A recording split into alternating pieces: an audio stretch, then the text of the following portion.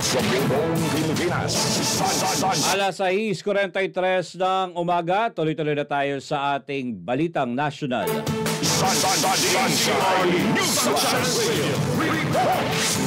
Ilocos Region at ang malawakang pagbaha sa Cebu. Sunod na iimbestigahan ng ICI. Ang detalye ng balita mula kay Paul Montemon. Wala nang makapipigil pa sa isinasagawang investigasyon ng Independent Commission for Infrastructure o ICI sa malawakang katiwalian sa flood control projects ng pamahalaan. Sa Campo Crame, nagtungo ang mga miyembro ng ICI para sa isang high command conference kasama ang DOJ, NBI, DPWH, Armed Forces of the Philippines at PNP para sa nagpapatuloy nilang investigasyon sa flood control anomaly. Ngayong linggo, balak ng komisyon na puntahan ang Ilocos Region na isa sa sinasabing nakinabang ng malaking pondo para sa flood control projects sa rehiyon. Ang inilaan na pondo para sa flood control sa Ilocos Region ay bahagi ng 71.86 billion pesos na budget allocation ng Department of Public Works and Highways o DPWH para sa iba't ibang proyekto sa rehiyon noong 2024. Kasama sa mga proyektong ito ang 211 flood control structures. Sunod naman na target ng grupo ang lalawigan ng Cebu. Ayon kay ICI Special Advisor, Retired General Rodolfo Azurin Jr., top priority nila ang Central Cebu matapos na magtala ito ng pinakamalaking pinsala nang tumama ang Bagyong Tino. Giit ni Azurin, nakapagtatakaan niya dahil malaki naman ang pondo ng flood control sa lugar pero hindi na protektahan ang mamamayan nito. Samantala, pinag-aaralan na rin ngayon ng komisyon ang bid documents sa mga proyekto kung naaayon ba ito sa aktwal na implementasyon dito. Gumugulong na anya ang kanilang pagsusuri sa mga maanumalyang proyekto at kontratista na una nang binanggit ni Pangulong Ferdinand Marcos Jr. Out of the 421 is we are prioritizing the 80 projects na ang involved dyan are the 15 or 18 na contractors na pinag-choose. Nitong nakaraang linggo, tinungo ng ICI ang Davao Region, ngunit hindi nagtagal sa lugar. Ayon sa komisyon, may ilang proyekto sa rehiyon na hindi natapos at may issue sa implementasyon. Para sa Diyos at sa Pilipinas, kumahal, nag-uulat Paul Montemon, SMNI News.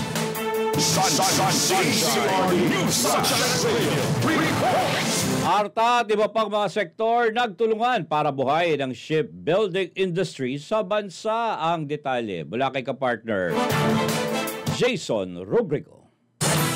Isinagawa ng Anti-Red Tape Authority o ARTA, katuwang ang Royal Danish Embassy in Manila, Maritime Industry Authority o Marina at Department of Transportation o DOTR ang isang seminar na layuning buhayin at paunlarin muli ang shipbuilding at ship repair industry ng Pilipinas. Ito ay isang sektor na nakikita nilang may malaking potensyal na lumikha ng trabaho at mag-ambag sa pag-unlad ng ekonomiya ng bansa. Ayon kay Danish Ambassador Franz Michael Melvin, may mga interesadong kumpanyang Danish na nais mamuhunan sa nasabing industriya sa Pilipinas. I think the Philippines has some obvious advantages that are important to us. First and foremost, it has manpower, it has skilled labor, which is very important in the shipbuilding industry. You see that's why international community is interested in the Philippines as a location. Pero aminado si Melvin na may mga hadlang pa rin kinakaharap ang mabanyagang mamumuhunan sa nasabing sektor, gaya ng isyu ng korupsyon at hirap sa pagpasok ng negosyo sa bansa.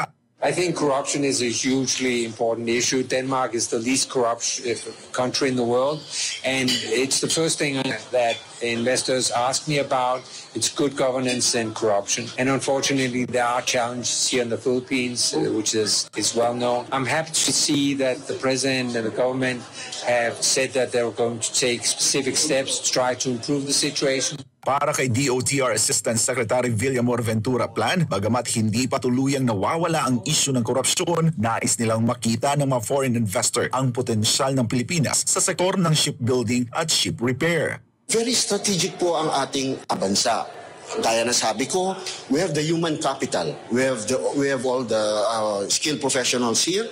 And secondly, I think napaka-importante rin na tulungan natin ang Pilipinas because we are in a strategic sea route. Very strategic yung sea route natin. I think the issue on corruption really does not discourage our investors, particularly here on investing on our shipbuilding and ship repair industry. Sa panig ni ARTA Secretary Ernesto Perez, titiyak nilang nakahanda ang kanilang ahensya na tulungan ng sektor sa pamamagitan ng pagpapatupad ng ease of doing business law at digitalization ng mga proseso upang mapabilis ang pagpasok ng mga mamumuhunan. We already have the ease of doing business law, which we are implementing, and ARTA, the Anti-Retif Authority, which has this mandate of interconnecting government agencies, are ready to help revitalize this particular industry. We will have a call to action, a policy recommendation, and our directive, from the President, and for all services and policies to be streamlined and digitalized. Samantala, umaasa si Jennifer Cuerdo, Pangulo ng Metro Shipbuilders and Ship Repairers Association, na sa pamamagitan ng nasabing seminar, mas mapapansin at masusuportahan ng pamahalaan ang mga maliliit na shipyards sa bansa. Ito pa lang yung time na nakikita ko na government is seeing us. Okay. Yes, there's a great hope from the shipbuilding and ship repair industry na matutulungan kami, ma-uplift natin, matutuloy yung modernization and capacity building ng ating mga shipyards, and of course, the skill training, upscaling of our workers. Sa pagtatapos ng seminar, ipinangako ng ARTA na magpapatuloy ang konsultasyon at konkretong hakbang upang may sakatuparan ang revitalization program na layong gawing competitive player ang Pilipinas sa global shipbuilding value chain. Para sa Diyos at sa Pilipinas kumahal, ako si Jason Rubrico, SM9 News.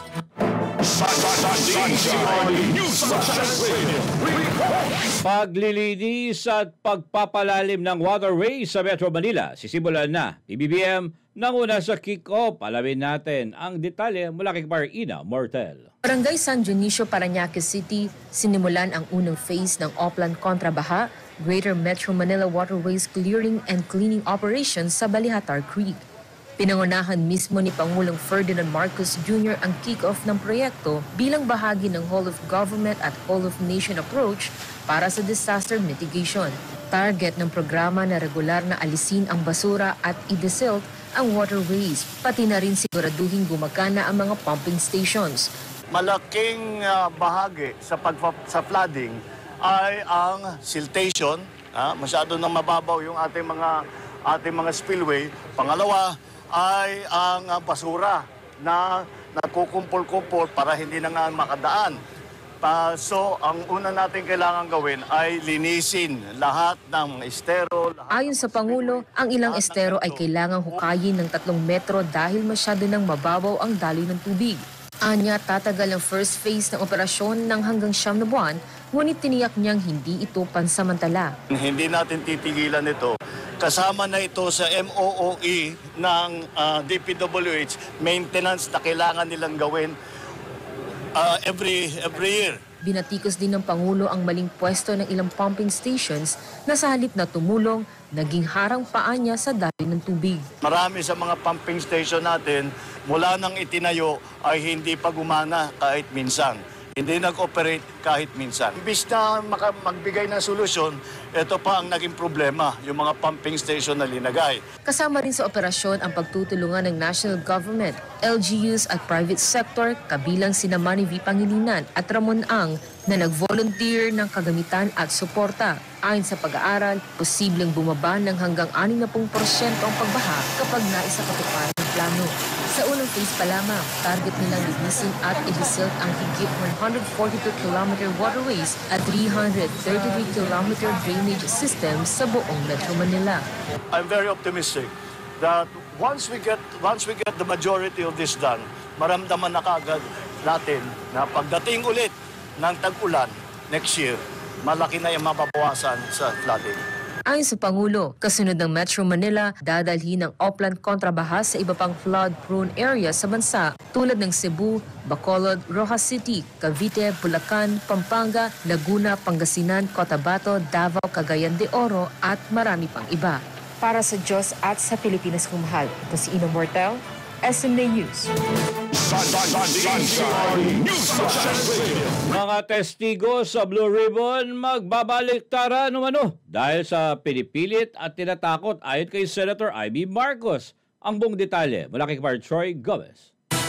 Sa panayam sa media, ibinunyag ni Senador Amy Marcos ang umunoy pasabog na pagbabaliktad ng ilang testigo sa Blue Ribbon hearing. Kabilang si Orly Cotesa, ang ex-marine na dati nagturo ng mga irregularidad sa umunoy anomalya sa transaksyon ng ilang opisyal, gaya ni na dating House Speaker Martin Romualdez at dating Congressman Zaldico. Camp na yung marine. Yun daw ang paputok yung pasabog. Diba? At saka, yung 17 congressman na lang ang hahatakin. Hindi na star witness ang aking pinsan. Yun ata yung original plan eh. Ayon kay Marcos, maging si House Speaker Martin Romualdez ay umatras umano sa pagharap sa pagdinig, taliwas sa mga naunang impormasyon na siya ay magiging state witness at bibigyan ng witness protection.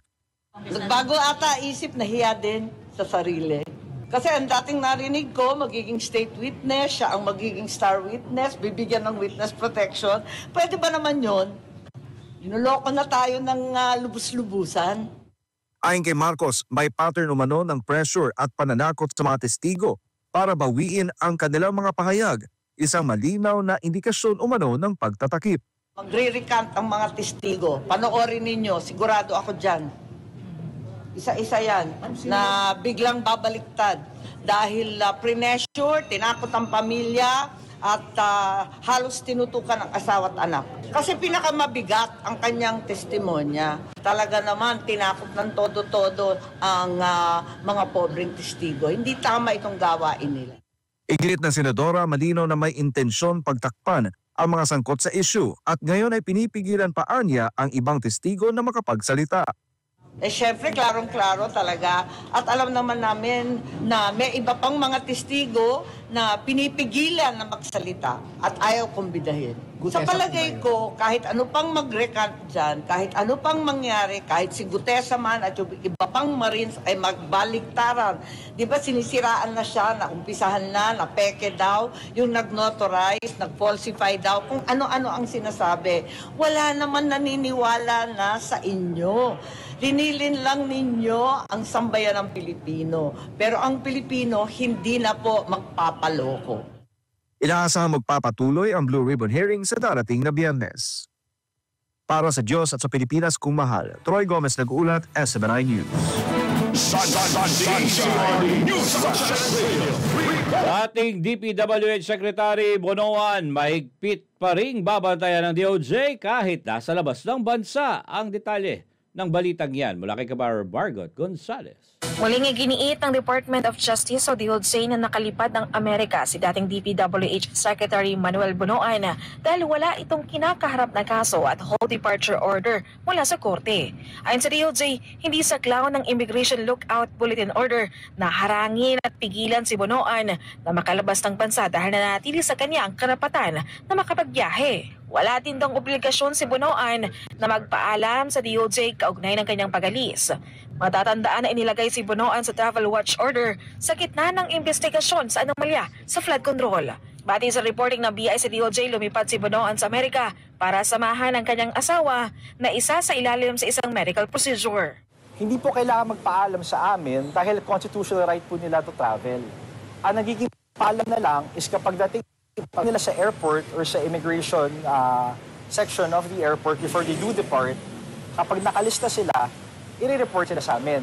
So kung yun na po yung paalam, yun yung kahaganan ng paalam na gagawin ng authorities and nila. But is it, if you were to ask me, if the question is that kailangan ba nila magsabi muna sa amin bago sila kunwari bumili ng ticket, bago sila pumunta ng airport, hindi na po. Kasi again, everyone has that inherent right and constitutional right to travel. Pagtitiyak naman ng DOJ kahit nasa ibang bansa si Bonoan ay bantay sarado nila ang dating kalihim. Agad daw may papaalam sa DOJ sa pamamagitan ng BI ang mga galaw nito. There is real-time monitoring and reporting of all his movement. So bantay sarado po na kagawaran ng katarungan at ng gobyerno ang bawat galaw ni Mr. Bonoan. So kunwari galing po Estados Unidos, lumipat siya ng ibang bansa or may movement siya within the United States, necessarily tatatakan po yung passport niya. Diba? Ang pasaporte niya magkakamarka. At dahil po doon, may real-time monitoring through the Bureau of Immigration to the DOJ. Pati sa report, magtatagal si Bonoan sa Amerika hanggang December 17. Sakalit naman hindi na ito babalik sa Pilipinas, ang Amerika na magpapasya hinggil sa kanyang visa. Goes into the limitations of his visa. So depende na po yan kung hanggang saan yung term of his stay in the United States as prescribed or stated in the visa. And then because he is in the United States, ang Estados Unidos po ang may hawak or authority over his stay there. Ayon pa sa DOJ, maliban kay Bonoan, ay wala pa namang ibang personalidad na nasa saklaw ng ILBO ang nakaalis ng Pilipinas. Para sa Diyos at Pilipinas, Kumahan, Margaret Gonzalez, SMN9 News. Sports.